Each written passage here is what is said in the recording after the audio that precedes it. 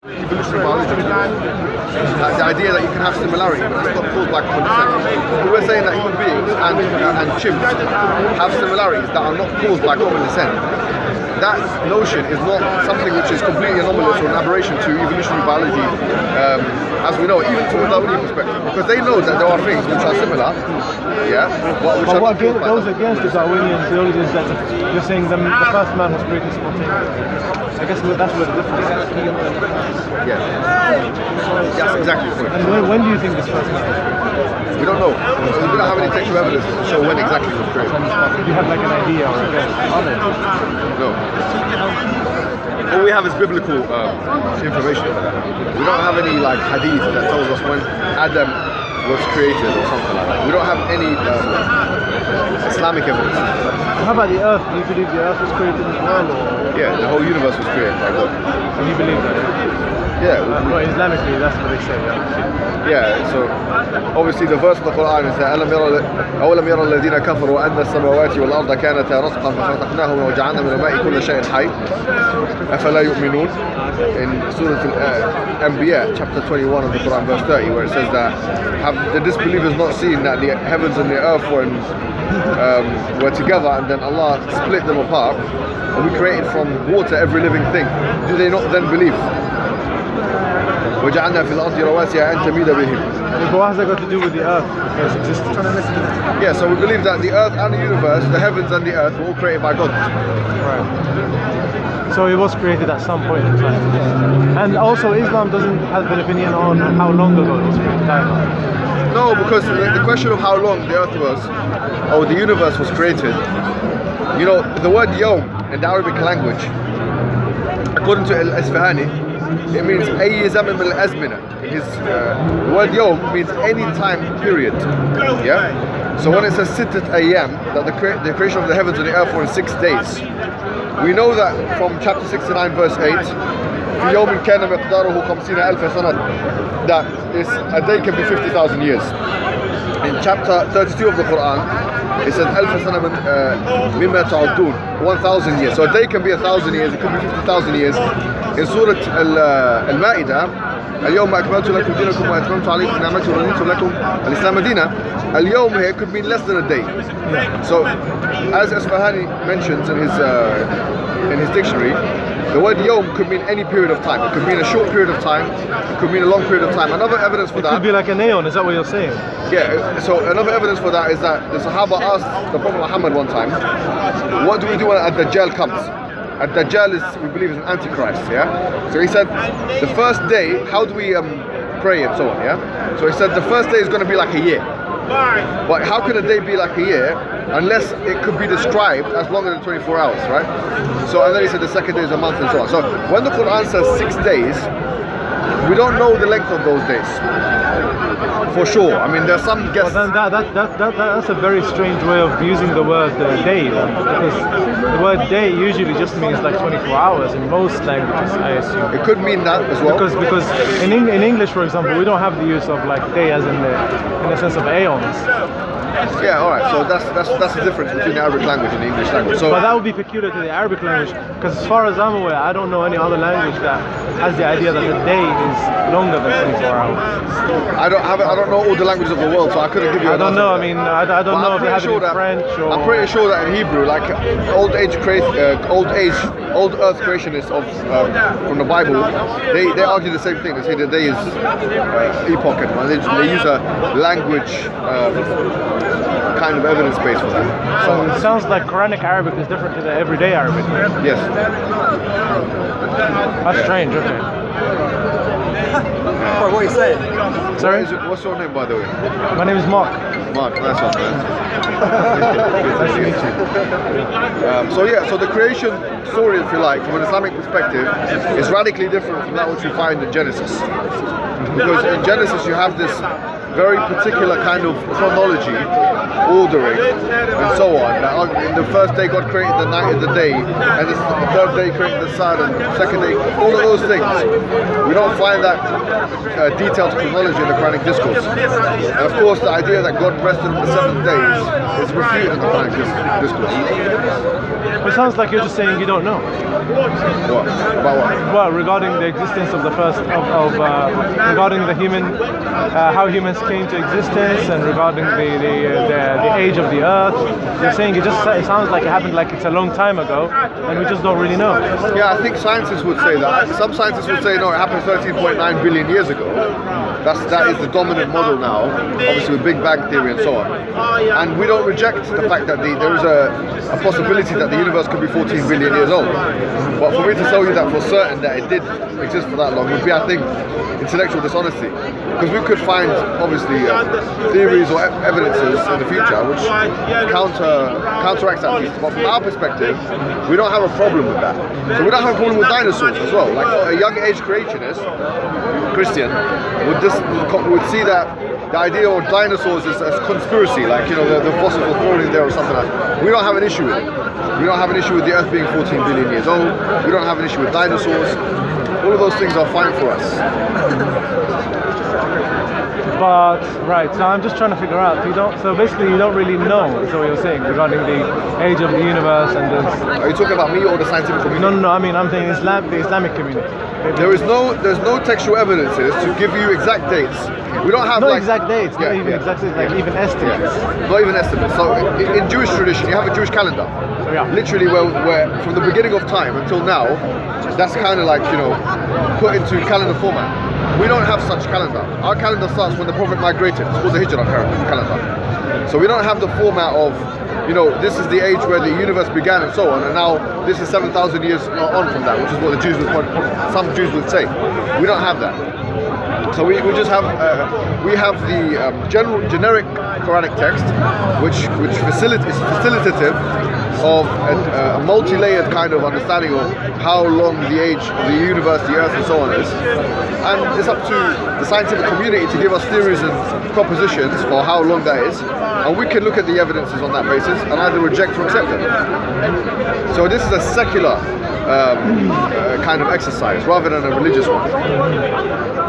And science should not be done through the lens of religion. I mean, the idea of the scientific method is it should be done independent of any religious supposition, right? Because if you have a religious bias and you impose that on science, obviously, then you're going to have a skewed scientific kind of result. What if you do it the other way? What about like when you've got like blatant errors in the book that people have claimed is like really holy and like? Do you want to come here so I can see you? Not really. I'm happy. Oh, But I can move if you want. If you can't hear me. Yeah. No, because not everyone can hear. Oh, I repeat.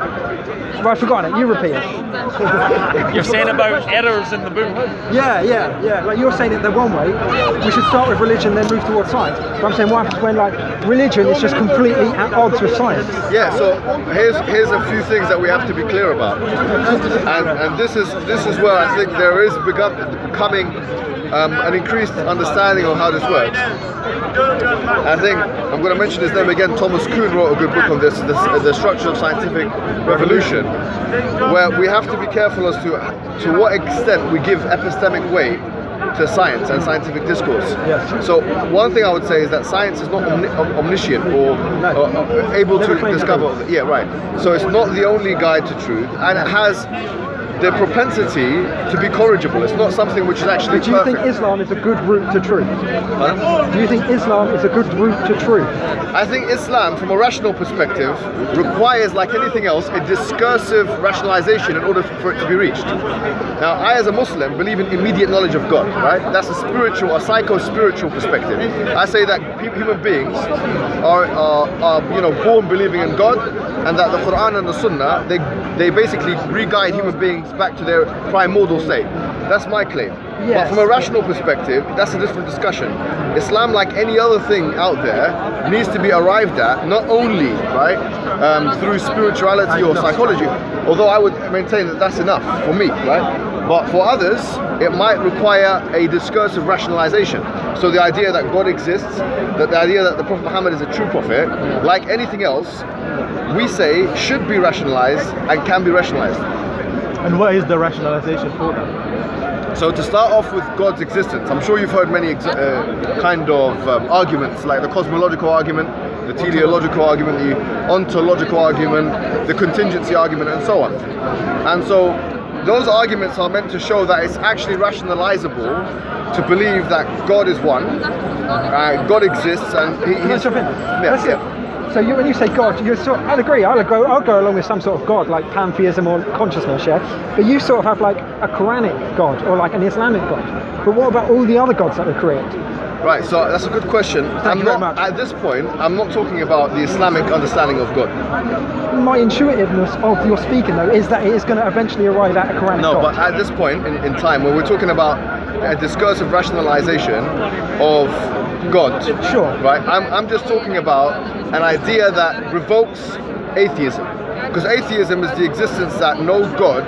You agreed though. Is the lack of existence. You said I can go along with the idea of a God. Yes. Right. So he is actually agreeing with you right now. Right. So that's perfect. If you agree. But there's another question. Yeah. No problem. Now, as our scholars say, we have scholars that there's a very interesting phraseology which is لا مشاحة في الاصطلاح.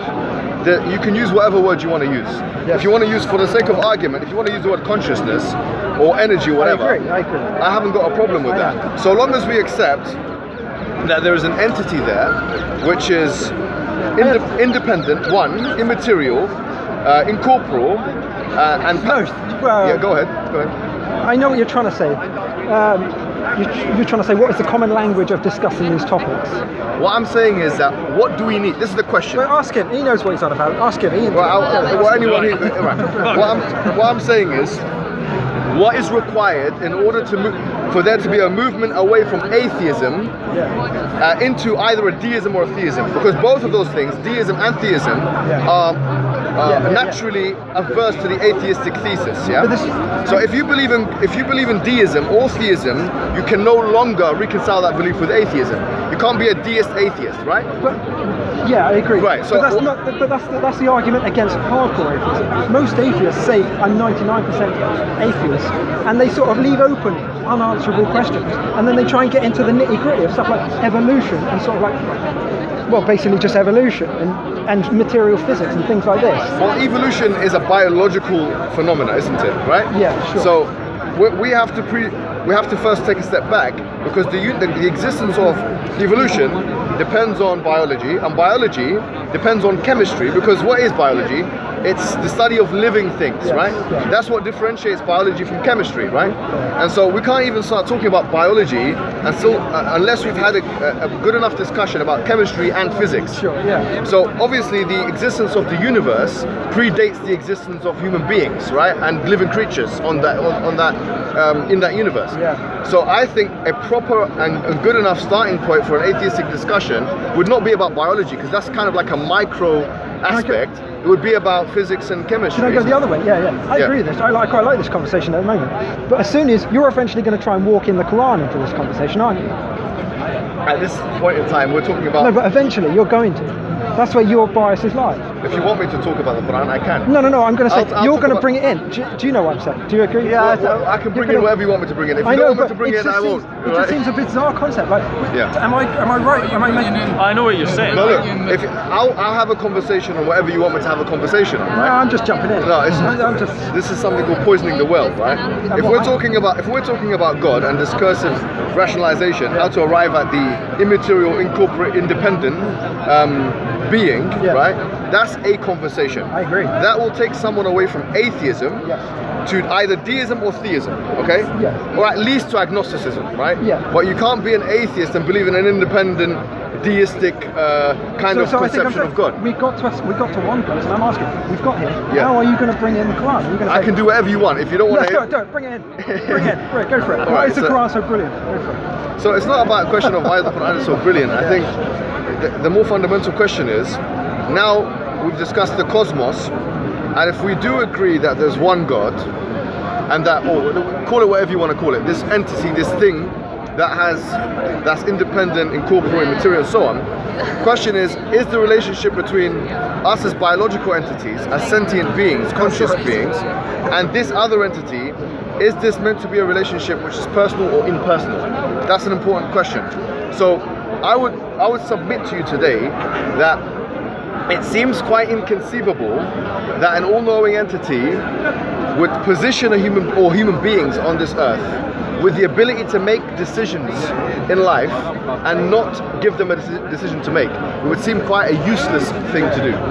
And moreover, it would seem even more useless for this entity, which is meant to be the all-knowing and most wise entity, for him or for that entity to be itself, or whatever you want to call it, itself purposeless, right? Haven't you jumped the gun here? Because we all understand. How do you ascribe purpose? How do you?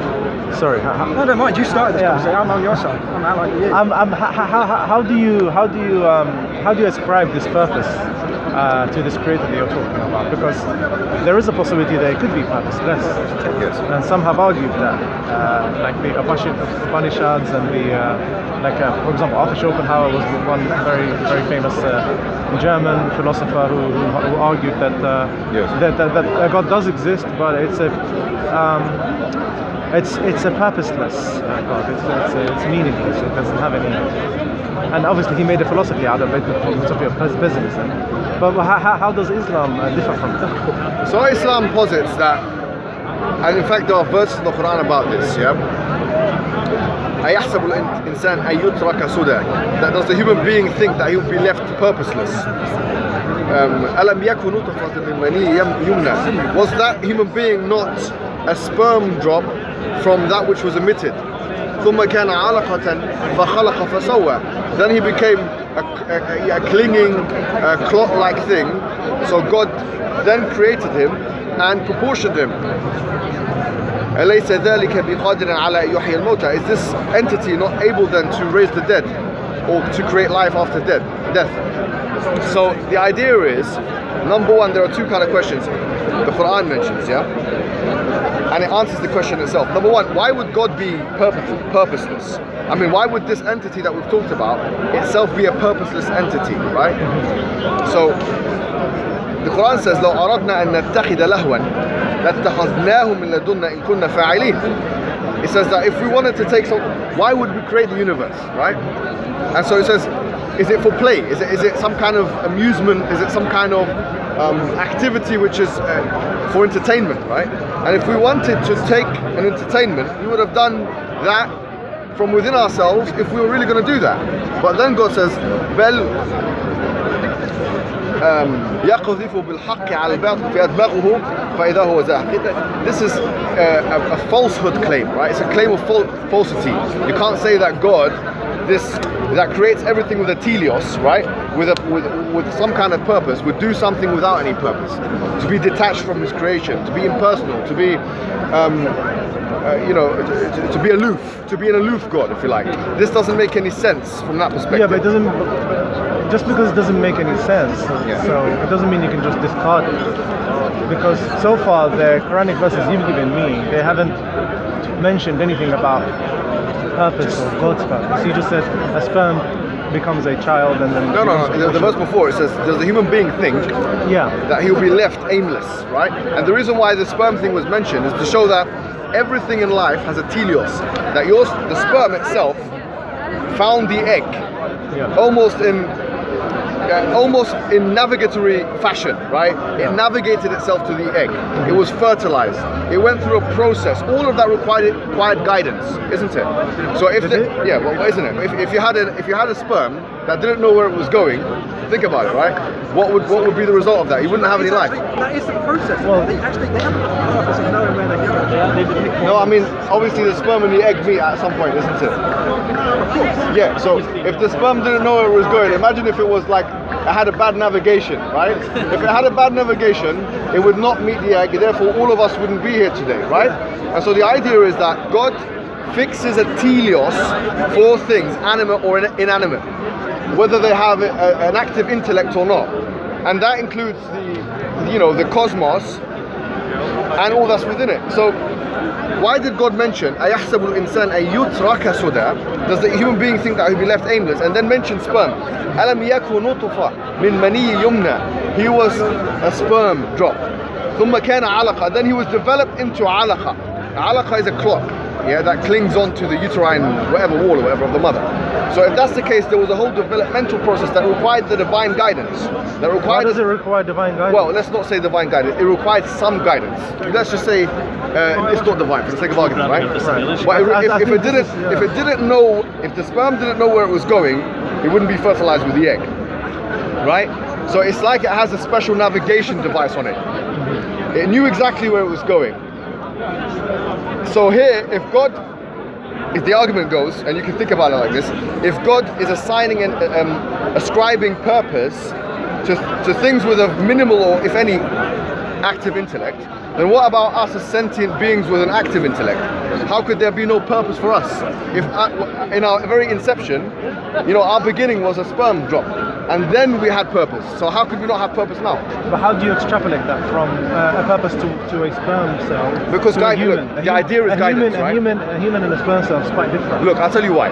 Let me tell you that this is interesting. I was thinking about this verse myself, right? And what I understood from this verse is, if you think about human beings in the maze of life, yeah? We are in a maze of life and we require a special kind of navigation, okay? We do. Yeah, well, that's the assumption, right?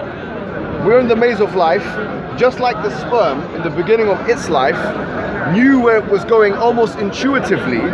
We would say that was a guidance, a divine guidance.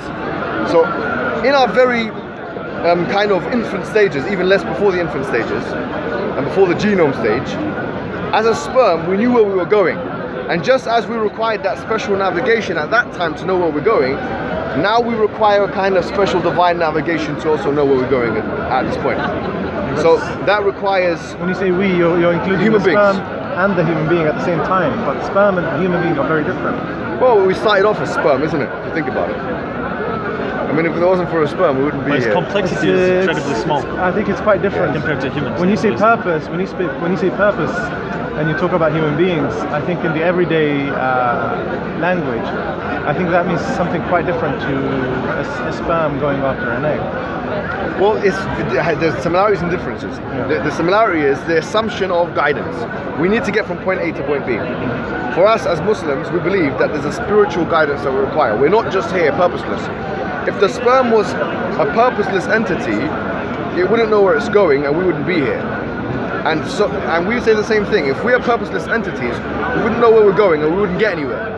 And so what's required is for us to realize our navigatory purpose in life and to navigate in that direction. And that's what the divine guidance was. So all the prophets, we believe, and messengers, including Noah and Abraham and all those other prophets that you might have heard of, Jesus and Moses, they came to tell their people about this special kind of divine guidance. And really what it is to obey the divine law. Because in the Islamic understanding, everything in the universe is either willingly or unwillingly submissive to the divine command. Including human beings.